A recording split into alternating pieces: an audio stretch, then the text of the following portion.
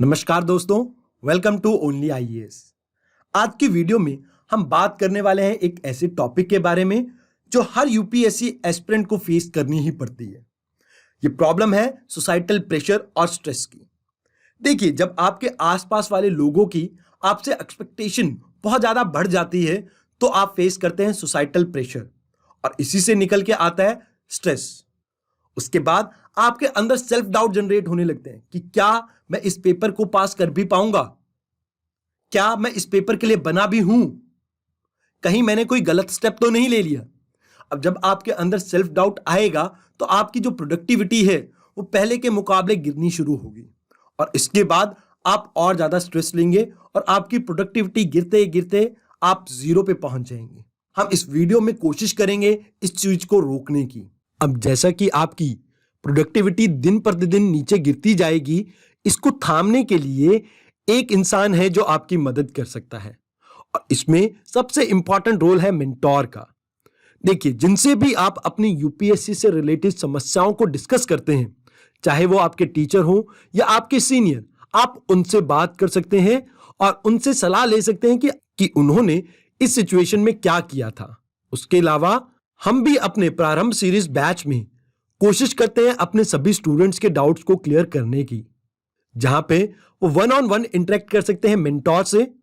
अब अगर आपके मन में सेल्फ डाउट जनरेट होते हैं तो आपको एक काम करना है, आपको खुद के साथ बैठना है और एक क्वेश्चन पूछना है खुद से। क्वेश्चन है कि आपने यूपीएससी प्रिपरेशन शुरू क्यों की थी। अगर आपको इसका जवाब आता है तो आप नीचे दिए कमेंट बॉक्स में लिख सकते हैं। अब जिनको ये नहीं पता तो उन्हें क्या करना है, उन्हें अपने साथ एक दिन बिताना है जिसमें वो इस क्वेश्चन का आंसर ढूंढने की कोशिश करें। जितना स्ट्रांग आपका ये रीजन होगा कि आपको यूपीएससी क्यों करना है, उतनी ही स्ट्रांग आपकी मोटिवेशनल पावर होगी और उतनी ही स्ट्रांग आपकी विल पावर होगी इस एग्जाम को क्लियर करने के लिए। और यही आपकी हेल्प करेगी इस जर्नी में, जहां पे लोग आपसे पल पल सवाल पूछेंगे कि आप ये कर पाएंगे या नहीं। बट अगर आपको ये पता है कि आपने ये जर्नी स्टार्ट क्यों की थी तो कहीं ना कहीं ये आपको आगे बढ़ने में मदद करेगी। इस वजह से मैं आपसे ये कहूंगा कि कम से कम आज अपने साथ कुछ समय बिताएं और इस क्वेश्चन का आंसर ढूंढने की कोशिश करें। अब दूसरी चीज जो आपको करनी है, हम इसी से लिंक करते हैं। देखिए, जब आपके माइंड में ये क्लैरिटी है कि आपने यूपीएससी की प्रिपरेशन शुरू क्यों की थी, तो अब आपको अपने आप से दो और क्वेश्चन पूछने हैं कि क्या आप में कमियां हैं और क्या आप में खूबियां हैं। उसे आप एक पेपर पे लिखिए और समझें कि भाई मेरे में ये कमियां हैं और इन्हें मैं कैसे दूर कर सकता हूं, क्योंकि वो कमियां ही हैं जिनकी वजह से आप अपनी मंजिल से थोड़ा दूर हैं। अगर आप उन कमियों को दूर कर पाएंगे तो कहीं ना कहीं आने वाले समय में आप भी यूपीएससी की लिस्ट में हो सकते हैं। अब जब आपने उन कमियों को दूर किया तो यहां पे एक चीज और होगी, लोगों को आपको कहने का मौका नहीं मिलेगा। अमूमन जो ये सोसाइटल प्रेशर है, इसके पीछे कारण क्या होता है, हमारी जो कमियां होती हैं और हमारी अज्ञानता के कारण हम उन कमियों को छुपाने की कोशिश करते हैं और लोग बार बार उन्हें कुरेद कुरेद के हमें दिखाने की कोशिश करते हैं कि भैया आप में ये कमियां हैं, आप जब तक इन कमियों को दूर नहीं करेंगे आपका पेपर पास नहीं होगा। अब जब हमें खुद को पता होगा कि हम में क्या कमियां हैं तो कहीं ना कहीं हम इंटरनल पीस इंजॉय करेंगे। अब अगर आपका मन शांत है तो आप इजीली उन टारगेट को अचीव कर सकते हो जो आपने डिटरमाइन किए हैं, जो आपने सोचे हैं। बस जरूरत है अपने अंदर की कमियों को जानने की। अब इन सब के बाद अगर फिर भी आपको डे टू डे रूटीन में कुछ स्ट्रेस रहता है तो उसके लिए मैं आपको कहूंगा कि या तो आप मेडिटेशन प्रैक्टिस करें या एक्सरसाइज। इन दोनों से बेनिफिट ये होगा कि जो आपकी बॉडी है वो कहीं ना कहीं अपने स्ट्रेस लेवल को कम करने में सक्षम हो पाएगी। मान लीजिए, अगर आप दिन में 5 मिनट भी मेडिटेशन करते हैं, ना केवल इससे आपकी रिटेंशन पावर इंक्रीज होगी बल्कि आपके जो माइंड में उलझने चल रही हैं वो भी सुलझनी शुरू हो जाएंगी। और अगर ऐसा होता है तो कहीं ना कहीं ये आपकी यूपीएससी प्रिपरेशन के लिए बहुत अच्छा माहौल क्रिएट कर देंगी आपके आसपास।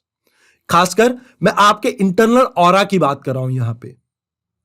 अब जैसा कि आप सभी जानते हैं कि अगर आपका शरीर स्वस्थ है और दिमाग शार्प है तो कहीं ना कहीं आप एक खुशमिजाज इंसान बनेंगे।